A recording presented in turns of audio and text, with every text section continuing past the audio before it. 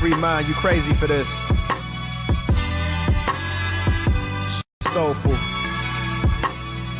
It's like our responsibility to make us feel something. You know, to make people feel. Make people feel what we feeling. Hey, yo.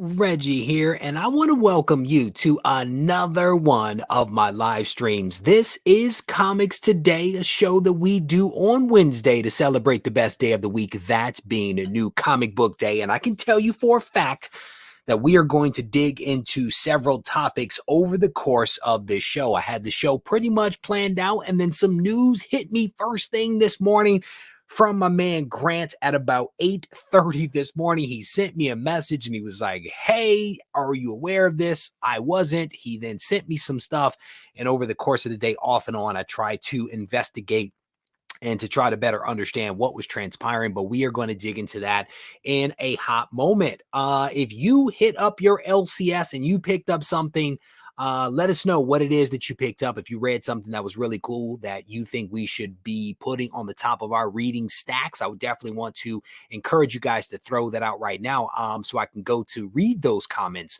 One thing that I will tell you is that I did not make it to an LCS today, but I was doing a little perusing. I was perusing the internets, partly because of a video that I released the other day in which I squared off against Key Collector app, and I attempted to find in my 100K collection all the comics that were identified in the alert from Key Collector app. It was a little bit of a challenge that I extended to myself.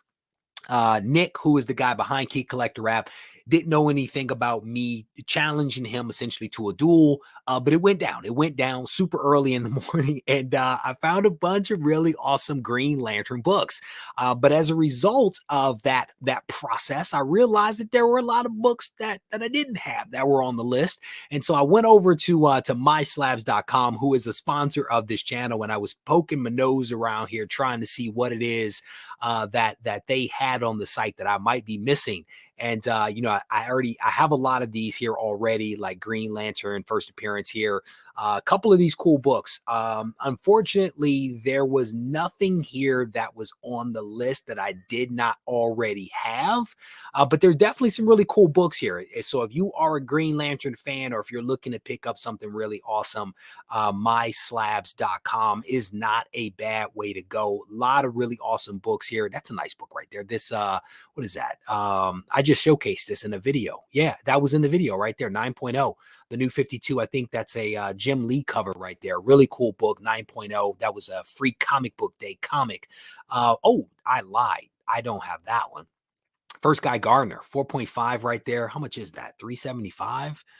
That is not bad. But a couple of really cool books here. So again, if you're looking to pick up something, don't be shy about hitting up myslabs.com. One of the cool things is that a lot of the books that they have, they only charge 1% seller fees, which means that there are some pretty cool books. I'm still doing a little shopping here, as you can tell.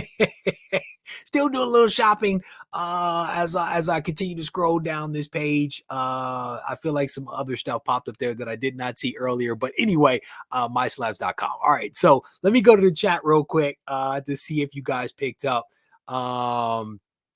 TMX is trying to stir the pot, talking about Reggie's getting in trouble for isolation. We want no issues. We want no controversies. No controversies. Steve White says 21 books in his pile. He thinks he will end up with a cramp typing all the names. That's what's up, brother. At least you went out, you supported the LCS, you left behind a nice stack of money in exchange for some nice reading material. That's what's up. Squirrel Madness, I have the First Guy Gardner with loose centerfolds. At least you have it, brother. I need to get that book. There's a couple of DC books that I really do want to add to the collection, and that First Guy Gardner is one of the books. Rush says pre-order and receive 20 Detective Comics 27 facsimile edition 5 per each family member. Pre-order Action Comics #1 in the same fashion. Got 20 copies of that. That's what's up. Chris Bigger shopping with Reggie. Well done, brother. Oh, so for those folks that don't follow the Instagram, this is a new wall. This is a new wall that I put up. I think Tina, you probably saw it on the Discord server because I have a connection between the Discord server and my Instagram. But this is a new wall that I put up. I think it was yesterday. All Miles Morales, a full Miles Morales wall. So definitely some cool stuff back there. There you go, Danny. How you doing? It's good to see you. Danny was a guest just the other day. Did a fantastic job chatting with her or talking about her submission into CGC. So let me go ahead and cover off on the first scandal. The first thing that I wanted to talk about, which we will see whether it becomes a scandal and all this other stuff. But this came to me at 8:30 this morning from Grant. He sent this over to me. I had not heard anything about it. I was still having my second cup of coffee around the time that this hit. But I wanted to go ahead and share this news with you all, and it relates to CBCS. And this is a very, very long post that was put up by a gentleman by the name of Stephen McDonald, who I do believe is the owner of Clan McDonald Comics, and that's CMC, Clan McDonald Comics. He put up this really, really long post, and it says, "To all of our customers and loyal supporters of CMC, this is a post I never, ever thought I'd have to make." And he highlights here that after almost 7 years of business supporting CBCS almost exclusively, and after months of weekly harassing, messaging, and emailing, I received an email from the president of CBCS last night advising that they had lost 367 of our books submitted in July of 2021. And he quotes here, CBCS is not able to locate these 367 currently. He highlights here, to date, after all the thousands of books submitted, I can honestly say I don't think I've ever lost a single book, let alone an entire submission, and let alone 7 submissions. And so essentially, Stephen McDonald, who I do believe is the owner of Clan McDonald Comics, CMC, has brought it to everyone's attention, the public, their customers, CBCS, that 367 of their customers' books have been misplaced. And again, I'm not going to read through this entire thing, but at one point he highlights, I think it's on this second section. Let me see if I can skip to that. I know it may be a little hard for you guys to read the white words on the black screen, and it's a little distorted. So let me try to blow it up a little bit, maybe allow you guys to see it a little bit or better. But he highlights here, if I can find the section, he highlights how some of this may have happened. He says, this is where it gets absurd and makes me want to absolutely vomit. He says, upon pressing the situation further, and I'm reading from this second paragraph here, I was finally informed last summer they were behind, and someone at CBCS had the brilliant idea of taking submissions deliveries to their headquarters in Dallas and re-shipping them to an employee out of state to assist from their home in receiving comics to CBCS system, then send back to Dallas for grading. But no one there could tell me when my books would be done. Also at this time, I was reassured that they were moving in a few weeks, which turned into a few months. And then that's when they moved all the comics from their safe to give me better answers and better ETAs. So this again, this is a very, very long post that he put up. I do believe that this was posted up on Facebook, where the owner, I do believe, of a facilitator that has been doing business with CBCS for about 7 years has identified that 367 of his books have essentially gone missing.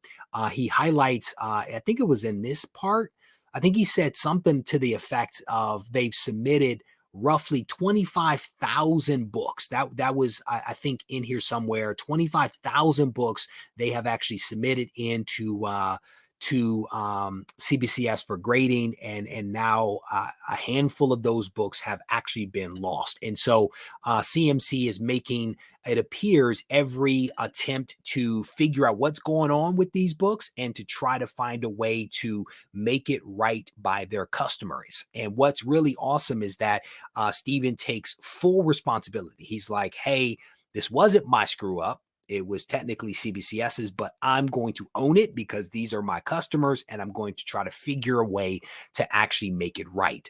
So I was that was just a really awesome thing for him to kind of state. And I think at one point here, let me see if I can find it again, a really, really long submission. He says, having said all of that, the only positive things about the missing books is the following. They are still hopeful all of the books or some will be located. And so he still remains optimistic after a very long period of time, now over a year, that some of these books could be located. And at one part of his post, he speaks to, you know, the uncertainty of what may have happened with those books, whether they were sent to someone else or whether some other things occurred. But that's a lot of books to have lost. So in this role, I'm trying to play reporter by telling you guys essentially what has happened or what has come to my attention. I actually reached out to Stephen. I actually reached out to the gentleman that put this very long post up earlier. And after a little while, I received a very polite response back, basically saying that they would love to come on the show, but they actually want to wait until the issue has been resolved. And the statement was something to the effect of a month or so. We think that we can maybe meet up and talk about this. And I think their feeling is that there is going to be some resolution to this situation in the near term.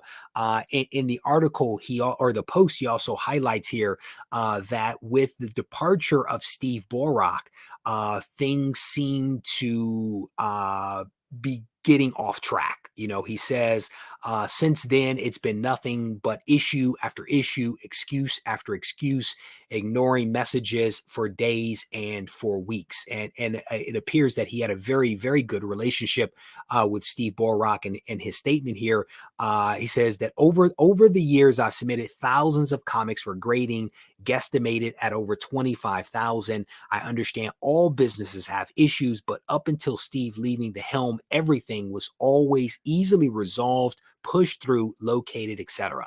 And I think that that's a really important note. And I'm actually going to wrap on that point, that no business is perfect. No business is perfect. All businesses make mistakes. They all find some way to disappoint and to let people down. The issue in my mind isn't if they mess up. The issue is how do they make it better? How do they resolve it? And fingers crossed for Stephen at CMC and for his customers, there will be some resolution that will allow everyone to be made whole in this situation. So again, huge shout out to Grant for making me aware of this situation. So there you go. All right, let me look at the chat real quick.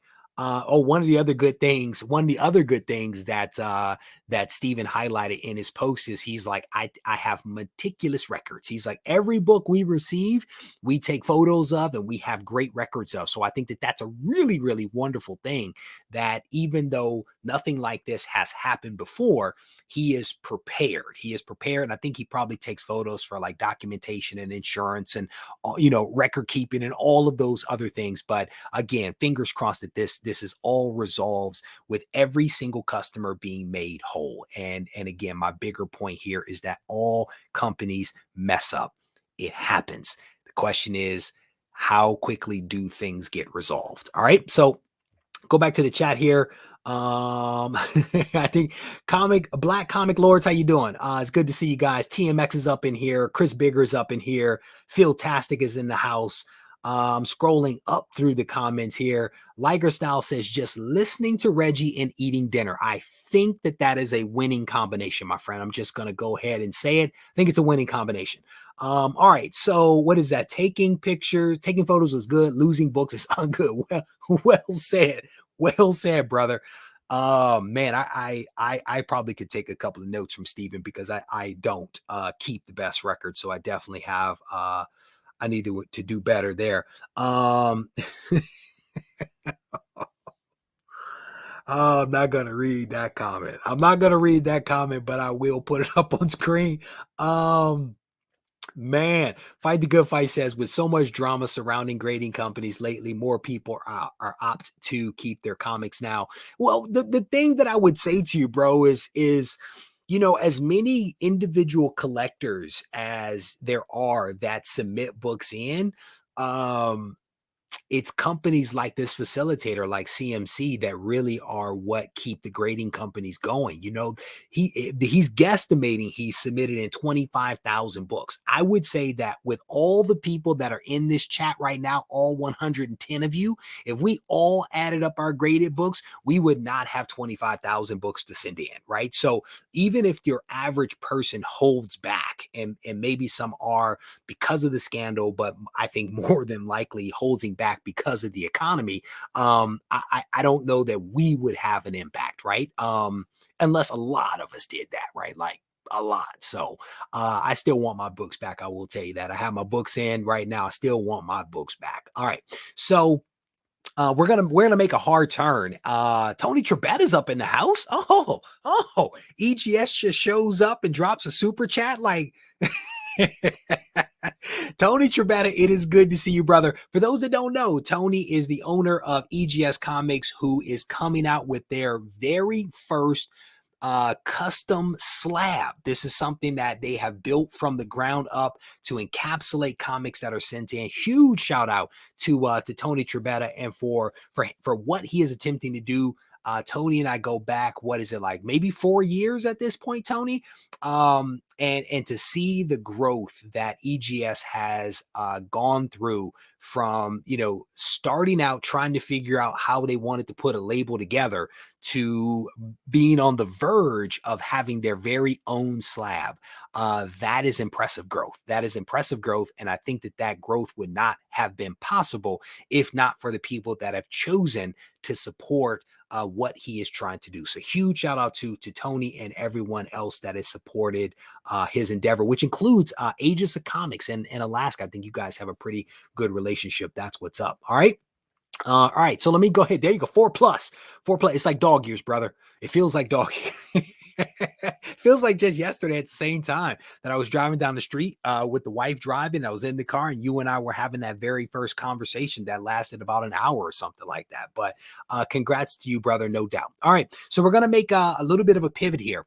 And as a reminder for those folks that are listening to this right now, this show will be rebroadcast on the podcast, and that's available on all of the various podcasting platforms that are out there. So I'm actually going to remove a couple of screens because I have way too much stuff open. But I want to welcome to the show a buddy of mine that I've had on the show, I want to say 5 times previously, and had an opportunity to meet face to face at a con recently, and I enjoyed my conversation with him face to face the same way that I have enjoyed the conversations whenever he's come on the show. Rob, aka Neo, how are you doing, brother? I am doing pretty well, Reggie. How about you? I'm doing well, man. It's good to see you. You got the mood lights going on over there today. Yeah. Normally it's a lot brighter in that background. Rob, it is good to see. I want to thank you for joining me for a couple of minutes. Part of the reason why I wanted to have you on the show is because you first hipped me to a little bit of news before the news actually broke, and I'm specifically talking about the fact that that CGC is now grading Marvel trading cards, and I think you sent me an announcement on the 16th about a new hire. And then yesterday, we saw the announcement that they are now grading Marvel trading cards. And so I definitely want to thank you for the heads up on that. What are, Rob, your initial impressions of CGC's move into this area of grading Marvel trading cards? I mean, I think it's a huge win. A lot of people have been waiting for this. CGC has been grading TCG cards, so like Pokemon, Magic the Gathering, for I think a year or almost 2 years now. And then they entered the sports card space about a year ago, but they kind of made a sister company and called it CSG, for Certified Sports Guarantee, and it had a slightly different label. Black and gold label, looks a little bit different. And then when Marvel cards took off earlier in 2021, a lot of people were saying, and CGC was not yet grading Marvel cards. They said they didn't have, the infrastructure in place, the experts needed, the information to handle them.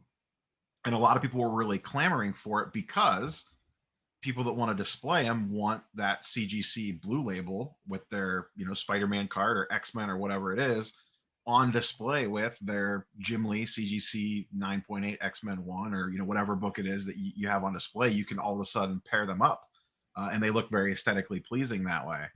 So from that perspective, it's a huge win. I think it's a really good access point for people that want a PC or like collect, like the collector side. I think this is very collector driven.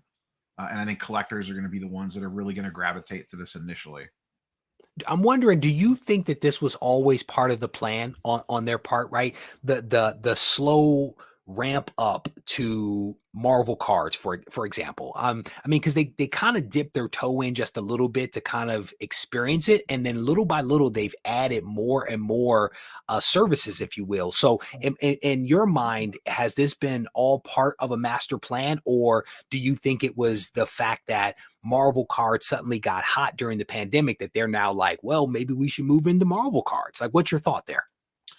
My guess is that they always had this on a whiteboard somewhere. I would imagine that the hotness of the Marvel card market may have moved that up a few pegs. Yep. And people have been bugging them forever on this. And they had said one of the things that they wanted to do is that they didn't want to do it until they thought that they were ready.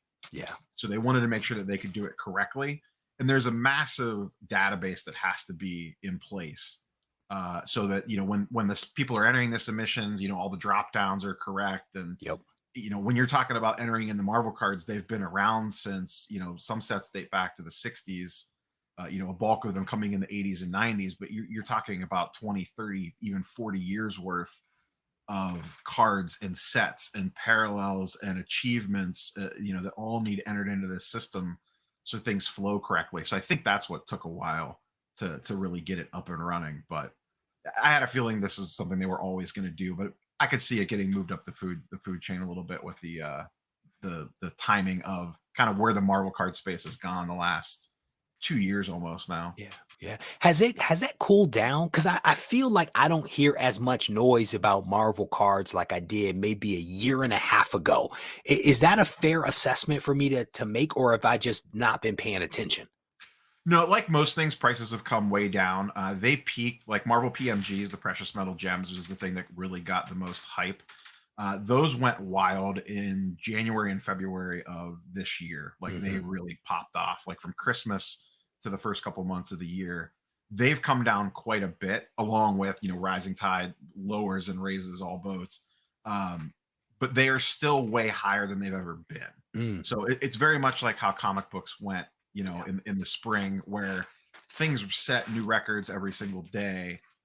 And then all of a sudden they pulled back, but the pullbacks are still much higher than what they were. If you look at pricing, if you pulled up GPA from 2020, even though things have come down, you're still in a way better place than what you were. The baseline is much higher. Yeah. But just from a straight value perspective, the Marvel cards they're not even close to like Magic the Gathering in terms of values, right? I mean, I want to say I held a Magic the Gathering card that was like $900,000.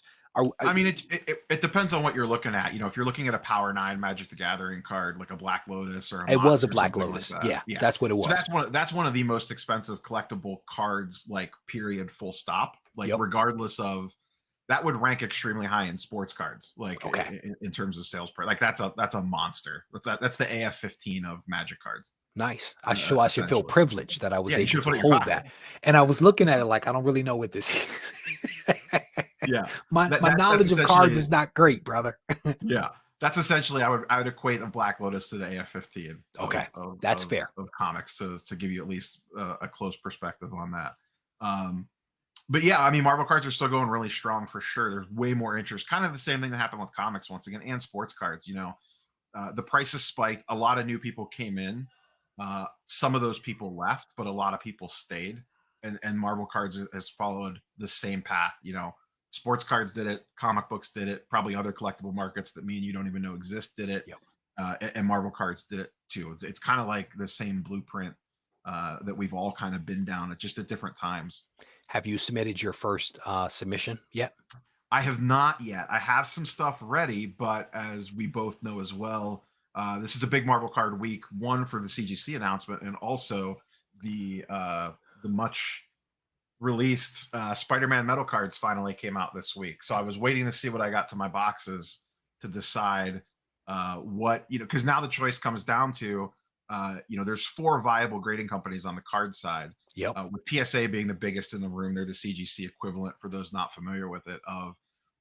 And I think this is going to be the conversation a lot of people have with themselves. You know, do I want to CGC it for more of a PC side of things, or do I want PSA it to probably max the value? Because PSA is king in resale value. So let's talk about that. I was celebrating when you were looking down at one point because I got my first submission in. I was trying to get my submission in before you were able to get your submission in. As the card guy, I had to beat you to the punch. I even have a video of it, so that video will be coming out. But you did receive your Spider-Man metal cards. Mine are in the mail, and fingers crossed that they will arrive very soon. But getting back to the value question, from a valuation standpoint, do you think that is how people are going to segment their submissions? PC is CGC, value is PSA or someone else. Do you think that people are going to actually do that? Or do you think that we're going to actually see some value with the CGC trading cards? I think to start, that's what people are going to do. And then it's going to come down to what are the secondary market prices shake out on the CGC slabs. You know what I mean? We don't, that's an unknown right now. We don't know.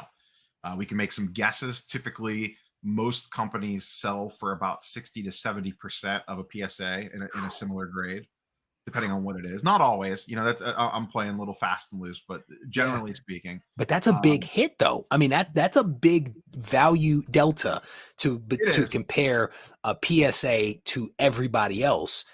40% or so. That's a lot. And there's other things that go into that. You know, PSA is also the most expensive to grade with. They also have, depending on the submission level, it's probably taking a little bit longer to get your cards back. So there's some, you know, what is it necessarily always the best to sell for the most, or to get it back faster and being able to turn it over quicker? You know what I mean?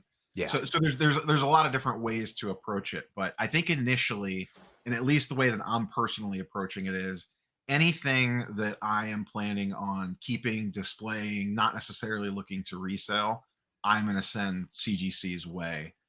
Anything that it's like, I just want this to sell for the most money possible to get money back out of the product, I'm probably still going to PSA that. But that could change, you know. From a pricing guide standpoint, where can people go to actually look up the values of Marvel trading cards? Where can they get that information? Much like comic books, eBay sold listings. It's probably best. I know like comics has like, you know, GPA and Key Collector. There's not really something strictly like that for sports cards. There are some tools that have Marvel cards built into it, but a quick and dirty is eBay sold listings. Okay. And if you want to go a little bit more advanced, you could look at 130 Point, which is a free website.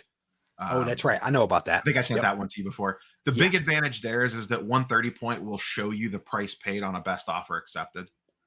So instead of it just saying like, you know, $299 with it crossed out, or $300 with it crossed out, and it doesn't actually show you what someone paid for it. Well, 130 Point will say like, this sold for $235. A best offer was accepted for $235. With eBay, you can actually go to your seller account and Terapeak it, and it'll give you, but it's an extra step right at the end of the day. And Terapeak's not the easiest to navigate, to be fair. No, it's not. In all fairness, it's not. Like you need to double check it a couple of different ways to make sure you're looking at the right listing, or else you will jack yourself up. But So did you I think you released a video with your unboxing of some of your Spider-Man metal cards. I'm gonna have to check that out a little bit later today. But did you get anything good? You don't have to tell me what it is, but did you get anything Yeah, good? I posted it about 2 hours before this one up. The first box went pretty well. I got every box you guaranteed a numbered card, and then I also got what would be considered it's a little bit rarer than a case hit. So this is a box. There's 12 packs inside. These come in a case of it's either 10 or 12 boxes, I believe. So the card that I pulled is 1 out of 15 boxes Mm, is the rate of it. So I hit one of those out of the first box that I opened, and at this point, no one really knows what that's worth because none have sold. So it's kind of one of those. wait and see. I don't know if I know it's a good card. It's a good character too. So, Okay. but the artwork looks fantastic. It's mostly the thing with this set is it's not original artwork. Some Marvel card sets are original artwork. They commission an artist, and it's all original art for the cards. These are pulled from the comic book pages or covers. Okay. So, There we but some go. of them look really good. What do I got laying around right in front of me here? Is just like Oh, that's not bad. I know that cover. yeah, that's just Yeah. a base card. That's just a plain old base card, or that's a high series, but it's basically just a base card. I'm excited, brother. I'm telling you, I got my notice earlier today that my box was shipped. I'm very excited. I've been waiting on this thing. How long? I mean, 6 months or so? Yeah, I think so. Yeah, here's one of the parallels that have a Oh, little. Black Panther. That's nice. Yeah, and this When is I the high unbox my series. stuff, when Are a I lot of unbox first. my Like, stuff, that's I might first need cover your appearance. help to be like, what is this stuff I'm looking Yeah, that's fine. I expect the flood of DMs to come. at? No, it's coming, brother. Anyway, Rob, I want to thank you, brother, for jumping on here for me. Just a couple of minutes to kind of talk about this move by CGC to start grading Marvel trading cards. It is a day that I personally have been waiting on, and as I mentioned, my first submission is in, which means that I beat you to the punch. I'm very pleased about that. But Rob, where can people find you on social media should they choose to look you up? Neo Cards and Comics, same across all social platforms. And just to save you in the comments, it's a separate grading team, everybody. Your comics are not going to get graded any slower because they're grading Marvel cards now. So just everybody relax. Take a You deep breath. know that comment was coming. I already saw it earlier today. Somebody put it up. I was like, that these are not the same team, that the person's not grading a comic and a card, right? So it's not going to have any impact on your comics. It's okay, people. It's okay. You comic guys, you're getting the drama on the comic book side. You're catching up to us sports card guys fast, man. Every day the YouTube algorithm's throwing something new at me with some controversy that's comic book related. So what's funny is people don't know this, but you send me messages every time something happens. You send me a message, and you're like, you comic guys are looking more and more like us card folks every time it happens. And I chuckle every time because we have suffered our share of scandals, if you will, and just noise. But we're not going to comment on that. We addressed that a show ago. So we are moving on from that one. Rob, it is always a pleasure to see you, brother. Tell the wife I said hello, and I'm looking forward to the next time we see each other. We'll see you later, Reggie. Thanks for having me on. Take care. Awesome guy. Love some Rob. We stood there at the con, and I think we spoke for about 45 minutes straight.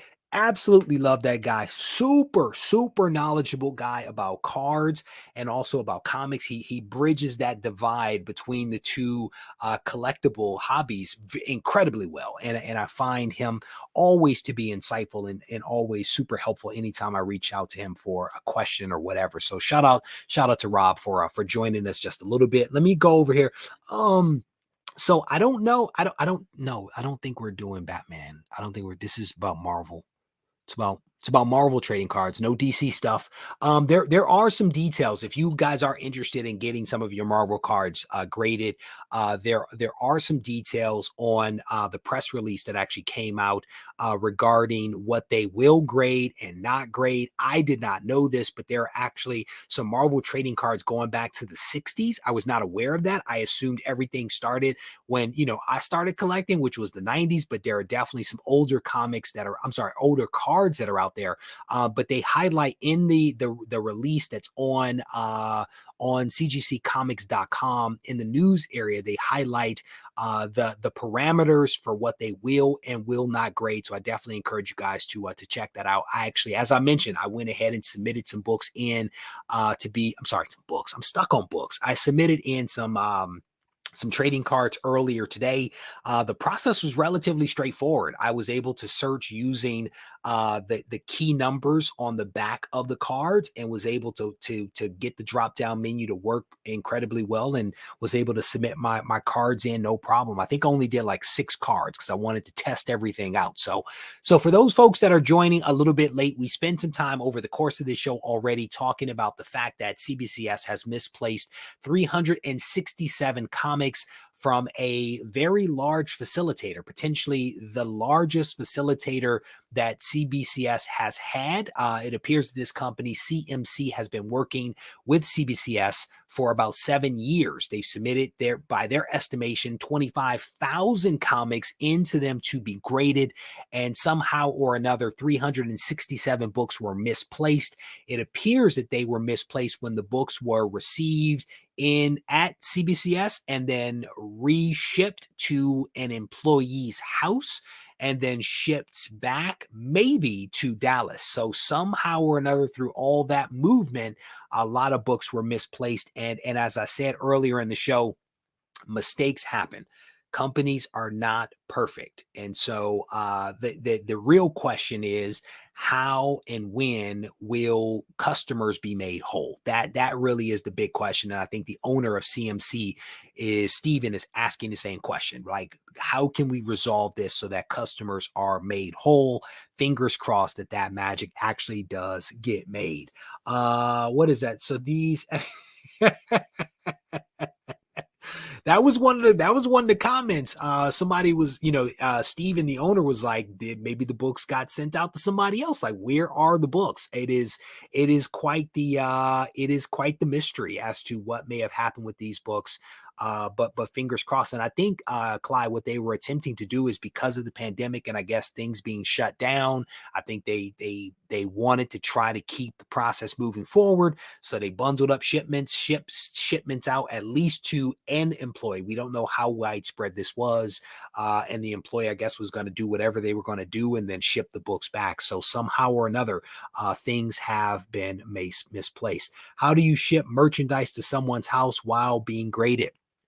Black Common Lords.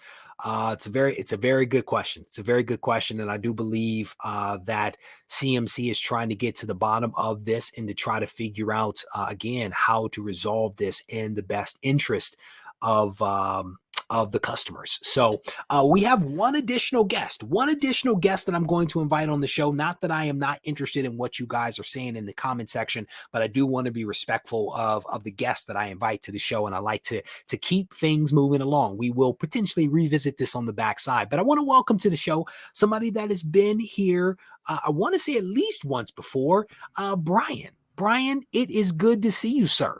Thanks, Rich. Thanks for having me. Yeah, I think I'm eligible for my punch card now. I need this is at least the second time I've been on. So I don't know if I got to contact Doug or Matt, but no, somebody please send me the Regie Collects punch card. Blaster, brother. Master Blaster. Okay. Yeah, Reggie does not get involved with that punch card stuff. Okay, I don't issue them. I don't punch them. I don't certify them or anything.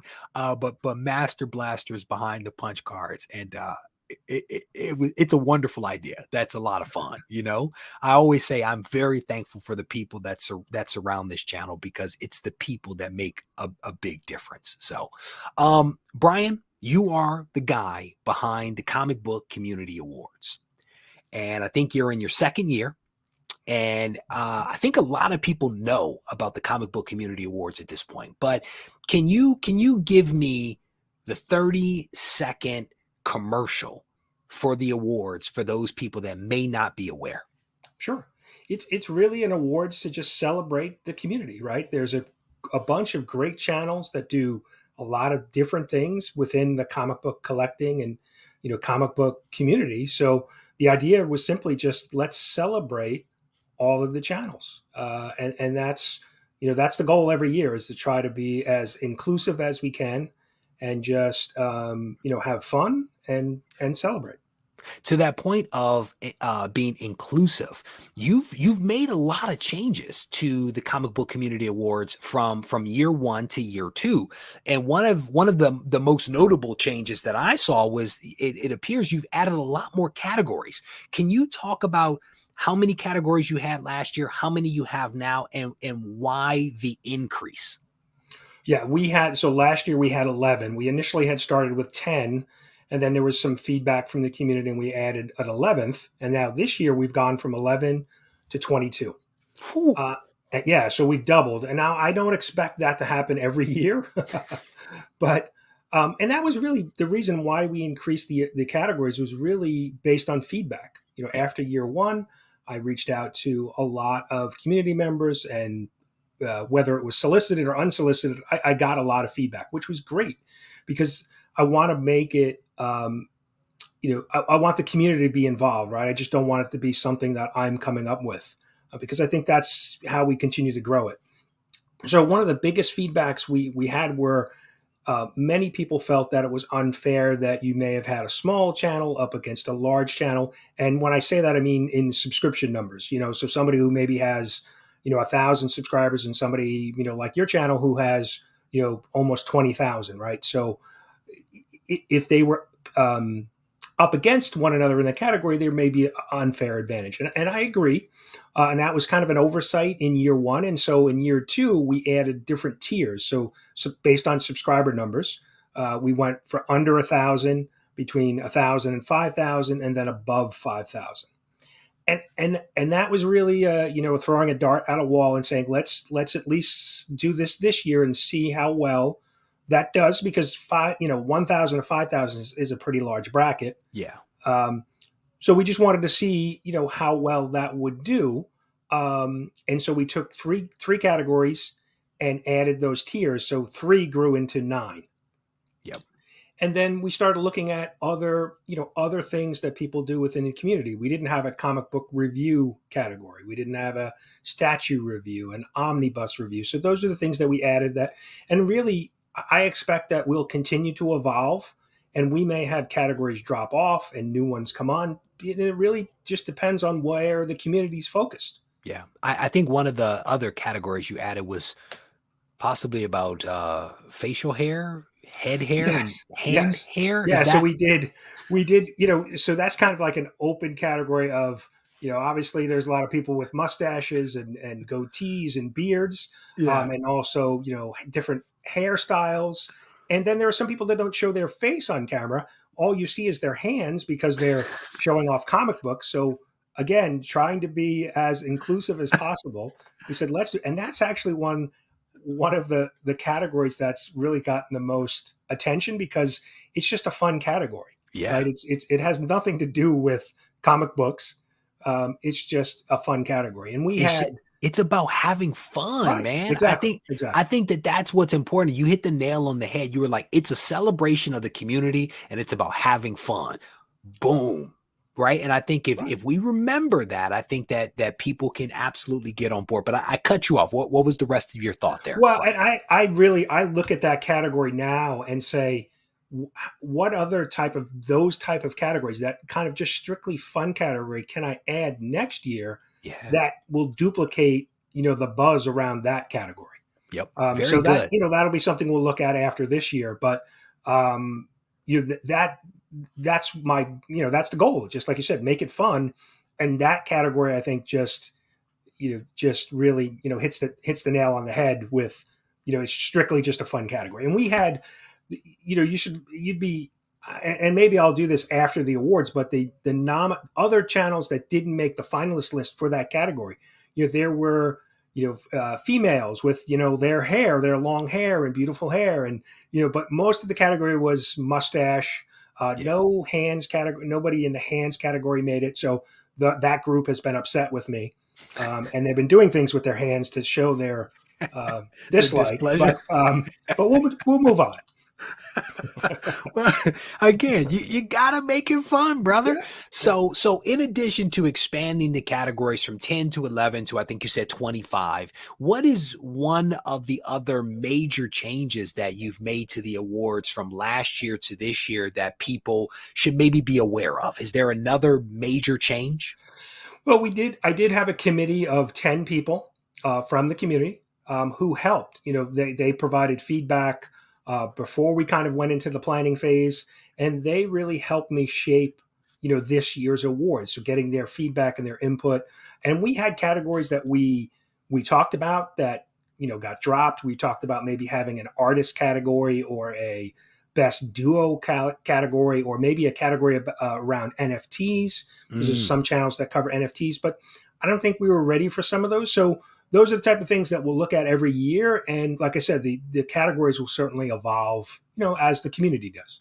I love it, man. And I think the last thing that I saw was that, you guys went from what I think was an expanded nomination period to now having the finalists be identified for the 25 categories, to now be in the realm of voting for those finalists. And I think already you have received about 200 votes. Is that number still accurate? And either way, how long is the voting open for people?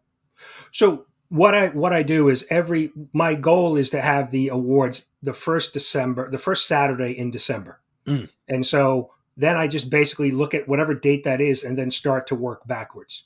And so we have 12 weeks for finalist voting, and we have 12 weeks for nominations. And we need a little bit of time in between so that I can have the committee, look at the nominations or look at the finalist votes and validate all of the data. Again, I just don't want it. I don't want it to be just me looking at it. I want to have a committee that can help assist so that we're on the up and up. We validate results. So there's a little bit of time in between the nomination and finalist period to do that work. And so that's how the schedule is. But my goal is to keep it very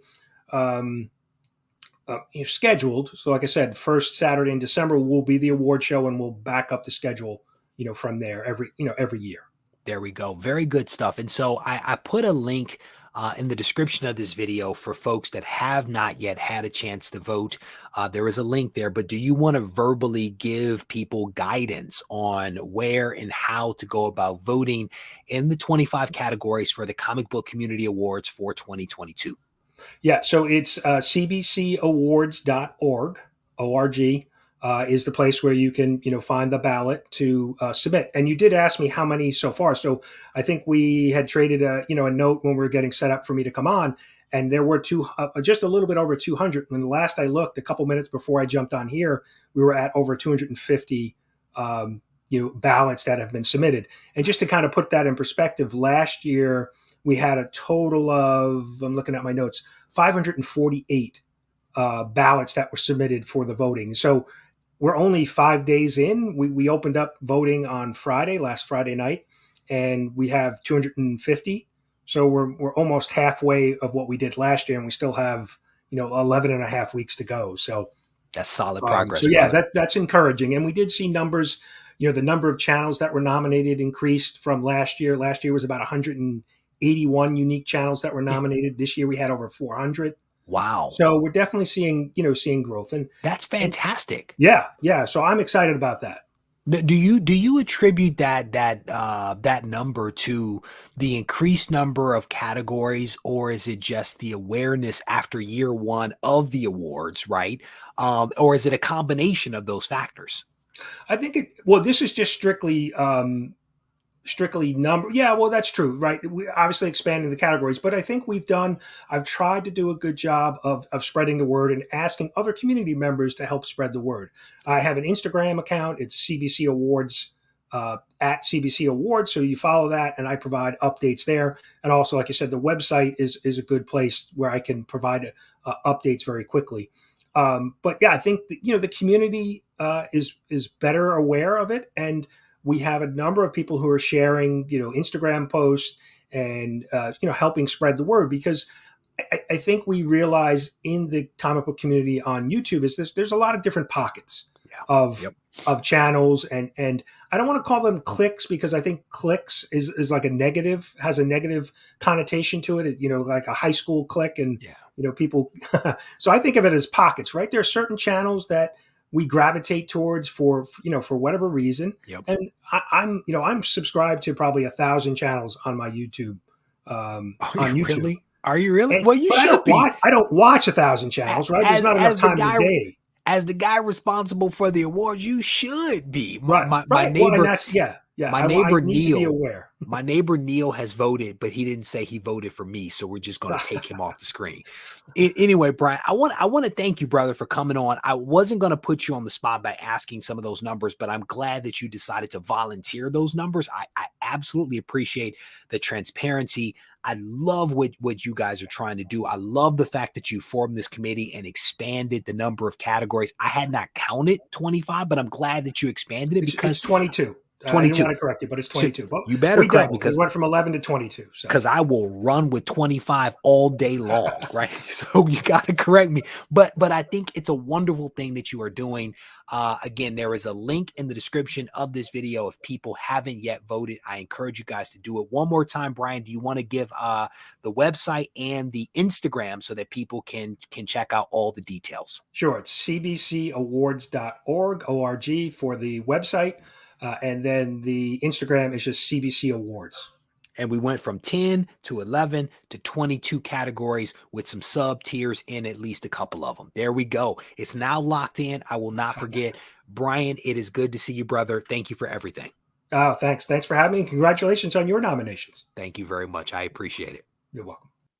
All right. So huge shout out to both my guests for coming on tonight to spend a little bit of time talking with me about a few different things. So for those folks that are coming in late, we spent some time earlier in the show talking about the 367 books that have been misplaced by CBCS. These were books that were sent in by a facilitator who they were customer books that were submitted in that have now been misplaced. And I think everyone is working and hoping for a positive resolution to this situation. We then spent some time talking about the fact that CGC is now grading Marvel trading cards. And I've already done my first submission. Fingers crossed that we get that they get there safely. Like at this point, I don't care about the grades. I just want them to get there safely. It's the first time I've ever mailed cards. So fingers crossed that I did it the right way. But I had an opportunity to talk with Rob, aka Neo, about CGC's move into trading cards. And then just a few moments ago, we were able to chat with Brian, who is the person behind the Comic Book Community Awards. And a huge shout out to him and the committee for the work they are doing to shine a light on a lot of channels out there on YouTube that are focused on this hobby that we all love. All right. So we have a couple of cool videos still coming out this week from the channel.